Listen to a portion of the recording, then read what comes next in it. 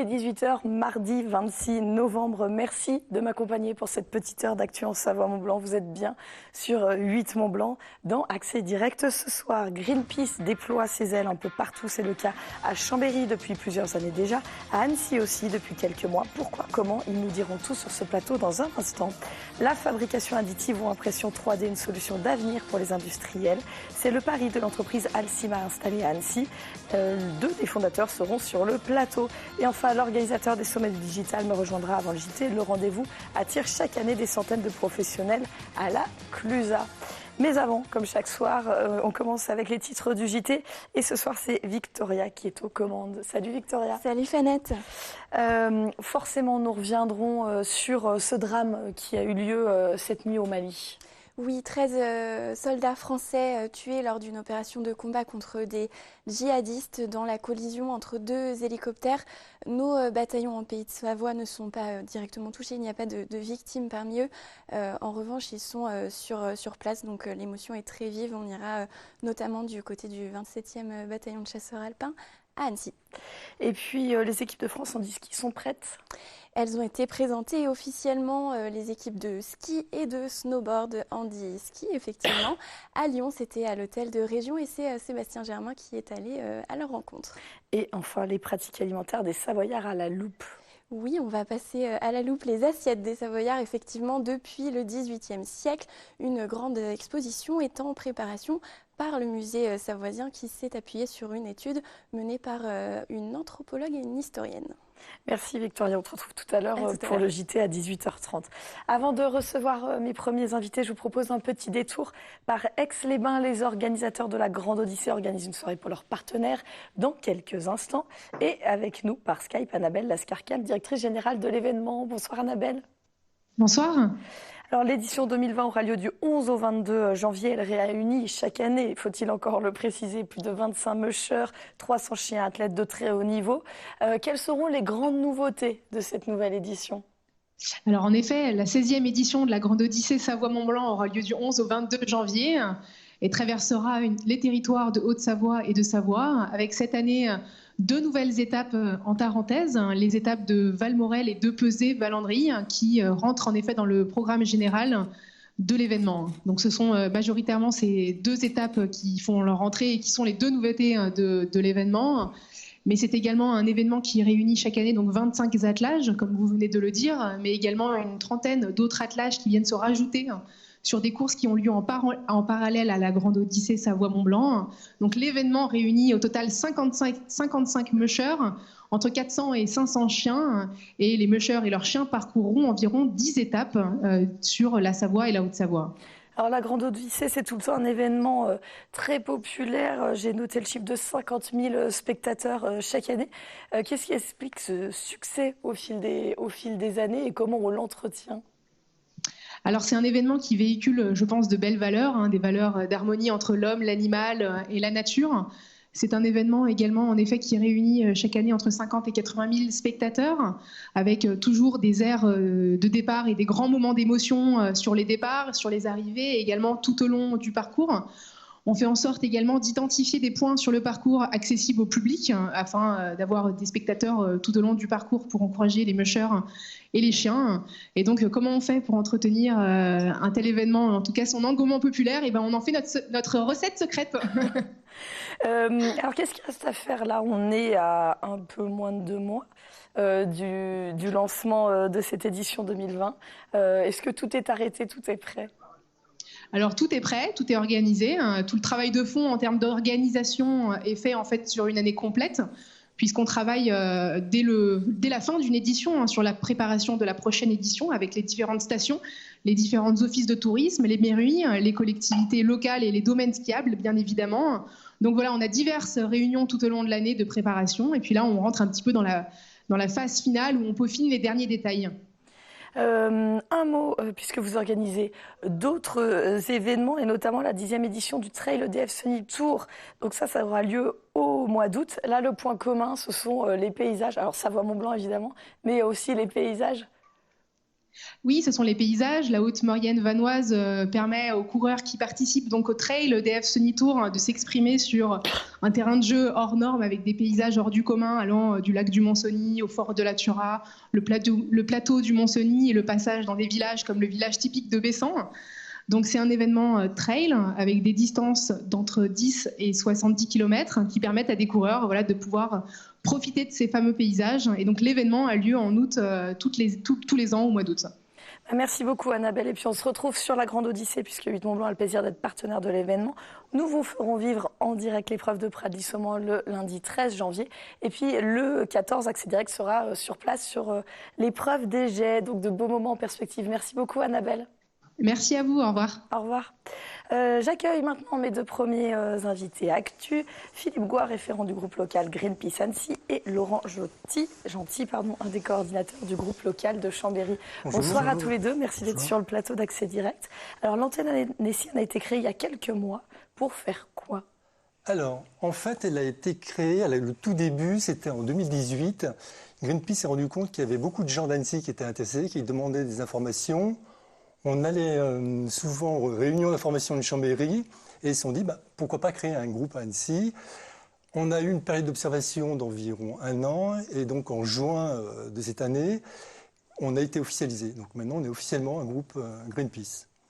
Alors, pour quel type d'action, si on prend ce qui se fait à Chambéry, vous avez été créé, vous, en 2003. Est-ce que l'idée, c'est de relayer localement les actions nationales et internationales de Greenpeace ou vraiment de se saisir des enjeux locaux? C'est les deux.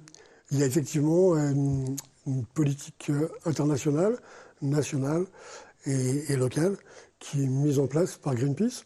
Nous respectons toutes ces thématiques. La dernière en date, c'était autour de l'alimentation, dans les cantines scolaires. On voit à l'époque, on met à l'écran. Et c'est la loi Egalim qui, à partir du 1er novembre, impose un repas végétarien par semaine dans les municipalités, pour les écoles primaires. Et nous demandons, nous, à ce que les municipalités fassent un effort pour aller vers un 2e repas végétarien. C'est le type d'action locale que nous menons. Et il y a bien sûr plein d'autres actions autour du nucléaire, de la pollution atmosphérique, des pôles, des océans. Ça, c'est des actions, par exemple, qu'on va retrouver en Savoie et en Haute-Savoie. Complètement, oui. Et vous travaillez ensemble sur certaines actions? On va se retrouver sur des actions, bien sûr. Oui, oui. Oui, pour l'instant, on n'a pas eu forcément l'occasion, mais il y aura une mutualisation forcément des moyens aussi. Votre priorité, l'un et l'autre, on va commencer par Annecy, le petit nouveau, si je puis dire. Voilà. Là, votre priorité, on va dire en 2020, on est presque sur la fin d'année. Alors, on a comme à Chambéry la campagne sur les cantines vertes qui est en cours. Et on a une autre campagne qui est en préparation qui est très importante, c'est la campagne On veut respirer, c'est une campagne nationale.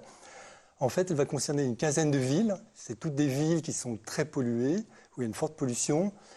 Donc malheureusement, Annecy est la plus petite d'entre elles, mais pas la moins polluée.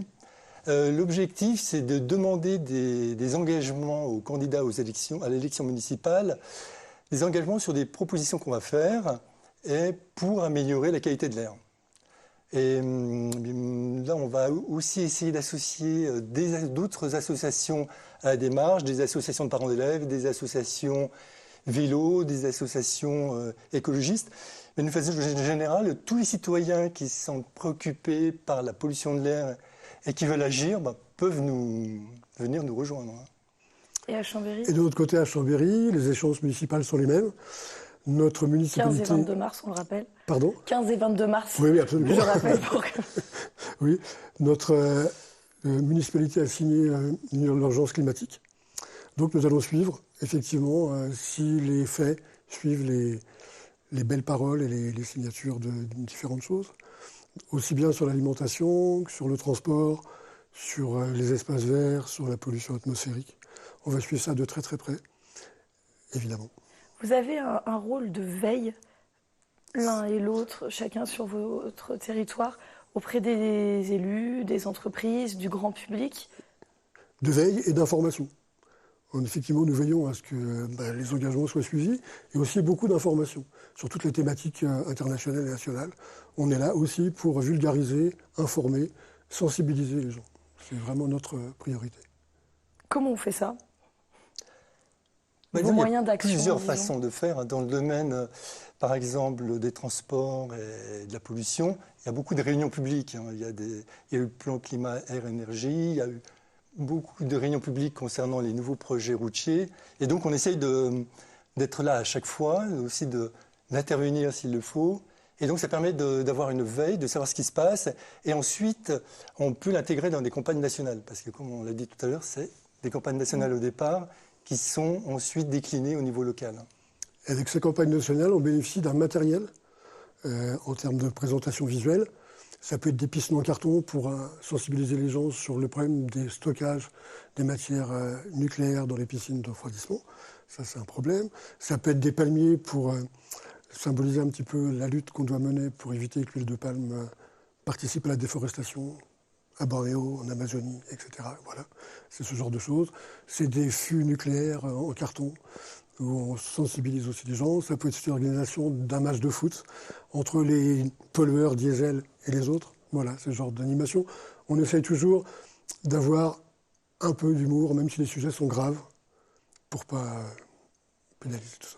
Et comment vous sentez l'opinion publique, vous, qui, vous l'avez dit, vous assistez souvent à des réunions publiques, à des ateliers, des actions coup de poing, etc.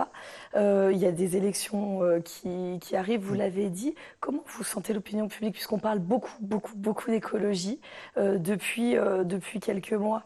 Est-ce que ça paye, disons, votre travail sur le terrain?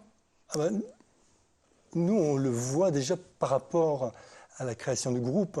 Aujourd'hui, tous les membres du groupe, c'est des néo-militants. C'est plus l'image du militant de gauche. Voilà, c'est des gens qui n'ont pas une étiquette politique, qui sont là pour une seule préoccupation, c'est l'écologie. Et tous sont nouveaux dans le militantisme. C'est parce qu'il y a vraiment une préoccupation qui émerge, on la voit remonter de plus en plus. Et ce nouveau souffle, pour vous, en tant que représentant de cette association-là, qui a plus à... Je veux dire, la crédibilité de Greenpeace, elle existe. Oui. Voilà, ce souffle-là que vous sentez, il est intéressant. Absolument, absolument. Bien sûr, nous avons besoin de forces vives.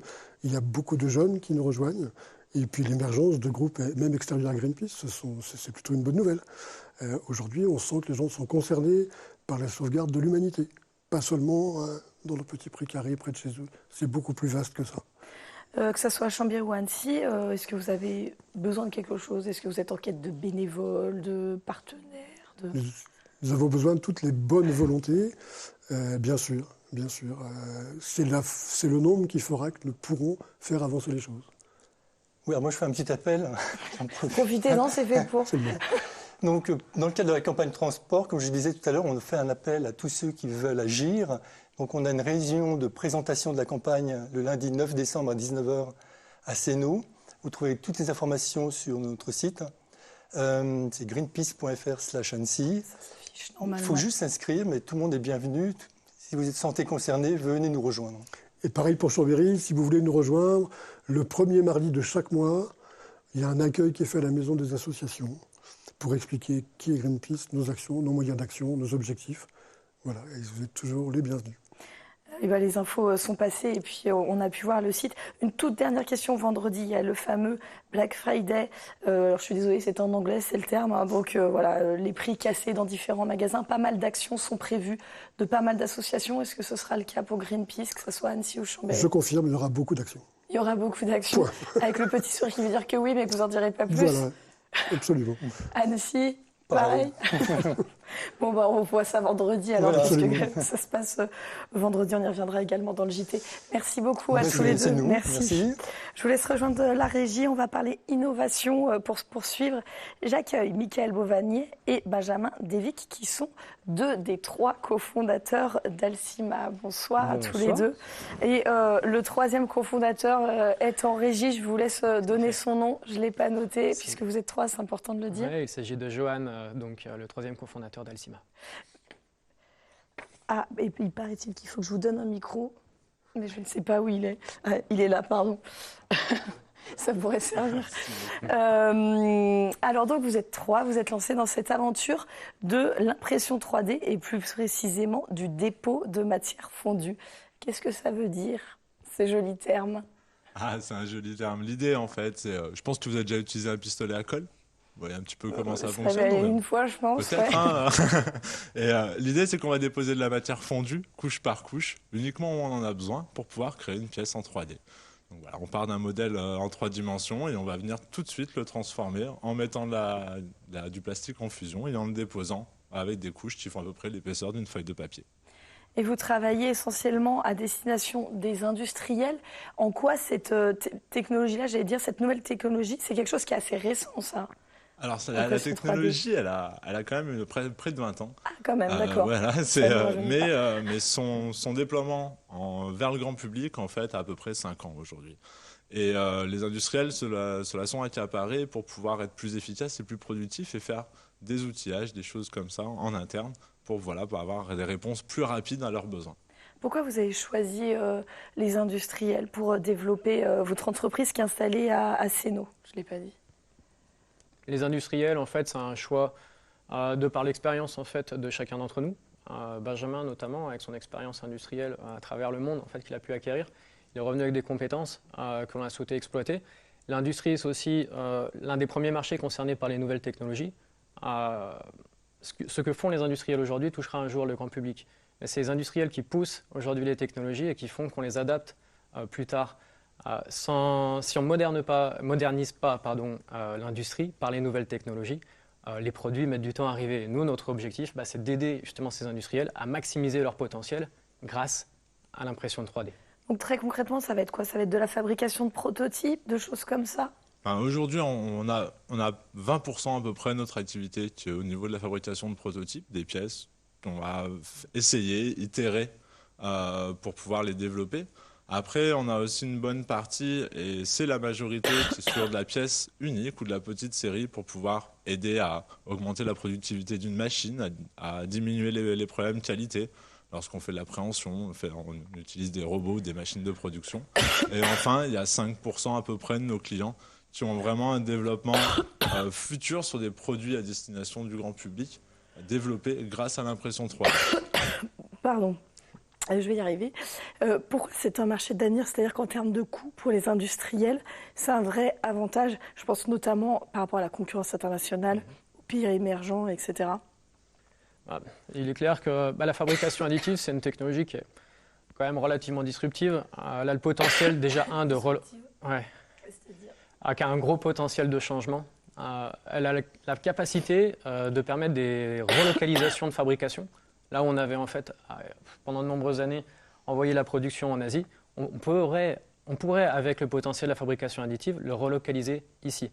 Donc ça, c'est l'un des premiers gains. Après, il est clair que la fabrication additive va apporter un vrai gain financier puisqu'on pourra fabriquer avec des produits de masse personnalisés d'ici à quelques années. Aujourd'hui, la réalité, c'est qu'on permet aux industriels de l'intégrer en interne pour des outillages, pour tout ce qui est marketing, tout ce qui est prototypage, même des accessoires pour vendre, aider les commerciaux à vendre les produits qui sont fabriqués dans l'usine. En fait, on est vraiment sur les usages en interne qui permettent de gagner du temps, de l'ergonomie et donc de l'argent. Et des usages très larges, de ce que je comprends. Ouais, en fait, ça dépend vraiment du domaine du client. Ouais. Alors, vous avez pour ambition de devenir des références en la matière en France. Pour ça, vous avez ouvert votre capital. Vous me disiez, avant de rentrer en plateau tout à l'heure, vous avez déjà quelques touches. Ça veut dire que l'activité, elle intéresse?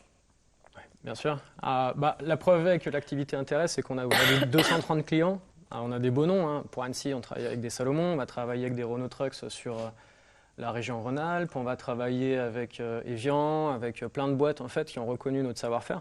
Et de l'autre côté, c'est autant de puissance que l'on peut avoir du côté des investisseurs potentiels pour montrer nos crédibilités et justement notre potentiel à la montée au territoire national. Et toutes les infos sont sur votre site internet alcima.tech. Merci à tous les deux. Merci à vous. On va parler d'une autre innovation avant de recevoir mon troisième invité, celui du ski indoor. Ça se passe du côté de Passy et c'est une nouveauté puisque c'est le plus grand tapis d'Europe. C'est Emmanuel Jaude qui a été leur rendre une petite visite. On va regarder le reportage sur l'activité qui existait déjà évidemment, mais à Passy, c'est le plus grand d'Europe, donc je crois que 9 skieurs. Je ne sais pas si vous avez déjà essayé. Pas encore. Pas encore, je vous invite à regarder le reportage.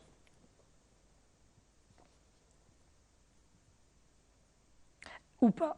Donc, on regardera ça plus tard. Merci à tous les deux. Merci et donc, à je vous. rappelle le site internet alcima.tech. Merci. Exactement, merci. On va parler quand même innovation, puisqu'on est un territoire qui innove beaucoup, avec Xavier Varnier, qui est l'organisateur des sommets du digital. Bonsoir. Bonsoir Fenêtre, ça va aller? Ça va aller, vous allez beaucoup parler, moi pas beaucoup. Ça me dérange pas, j'aime ça. Donc ça aura lieu à la Clusa les 3, 4 et 5 février 2020, une 5e édition. On rappelle le principe, c'est un rendez-vous à destination des professionnels. Beaucoup viennent de Paris, mais c'est important d'avoir ce temps convivial en montagne. En fait, c'est effectivement un événement à dimension nationale, voire même un peu internationale, mais qui se passe en local à la Clusa. Et effectivement, je suis d'accord avec vous, le phénomène montagne, il se passe quelque chose. C'est-à-dire qu'en fait, de délocaliser son quotidien et de se tous regrouper dans un endroit un peu inspirant comme la montagne, surtout à la Clusa, qui est un lieu, bon, on l'aime tous ici, ça c'est évident, il se passe quelque chose et on ne pourrait pas faire exactement la même ambiance à Paris, par exemple. Donc voilà, donc c'est effectivement un peu une spécificité. Ouais.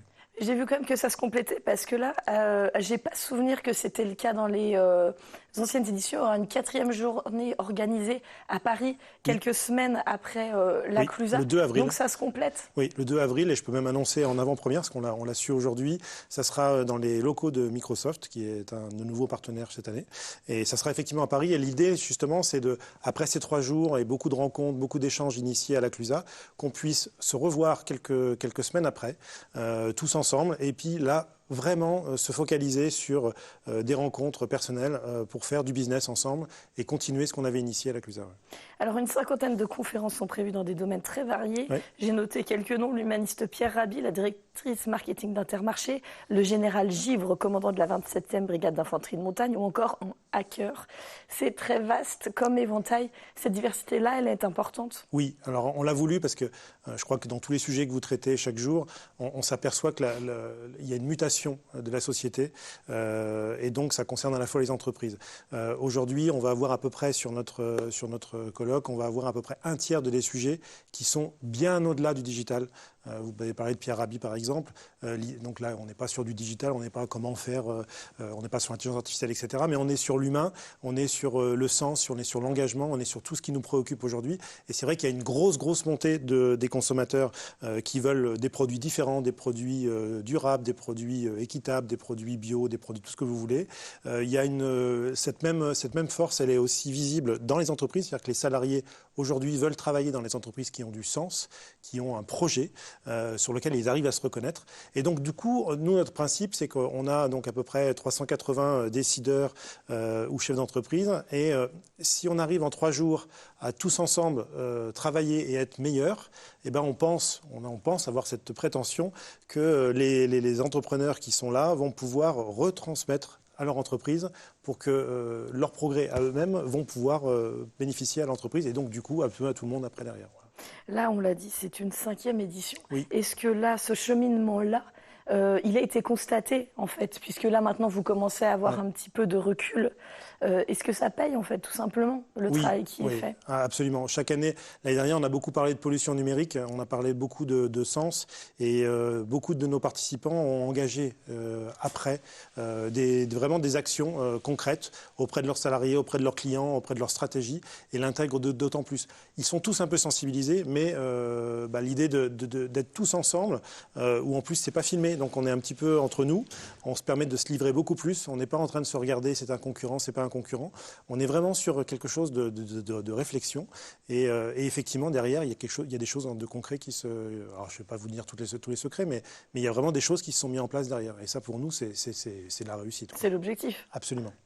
Il reste un peu plus de 2 mois, tout est bouclé, est-ce qu'il est encore possible de s'inscrire? Alors il reste quelques places, on a à peu près 2 tiers de l'événement qui est, on n'est pas complet, mais il nous reste encore 1 tiers de disponible, mais ça part assez vite.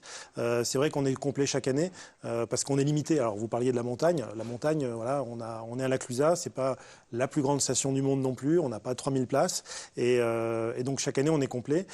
Par contre il reste un boulot énorme à faire parce que justement tous les speakers qui viennent donc ne sont pas rémunérés, viennent par un engagement et donc vont essayer de transmettre beaucoup de choses. Alors c'est des formats courts, ils ne sont pas là pour faire de l'autopromo, ils sont là pour partager, pour échanger, ils vivent vraiment l'événement de 3 jours ensemble. Et donc du coup il y a un énorme travail et on essaie nous, au niveau éditorial, de mettre un petit peu chacun dans une bonne case pour que justement il y ait une sincérité qui se ressorte et puis que du coup tout soit ressenti après, voilà, et que ça représente quelque chose et que c'est du sens, voilà, aussi. Eh ben, merci beaucoup. Et donc, je rappelle que les sommets du digital dont 8 Mont-Blanc est partenaire auront lieu à la Clusa les 3, 4 et 5 février 2020. Merci d'être venu sur le plateau. Et toutes les infos sont sur le site sommetdudigital.com. Lessommetsdudigital.com. Lessommetsdudigital.com et sur les réseaux sociaux. Partout. Voilà, merci beaucoup. Voici avec moi juste le temps de vous dire que je vous retrouve dans quelques minutes pour le JT, juste après une toute petite page de pub. À tout de suite.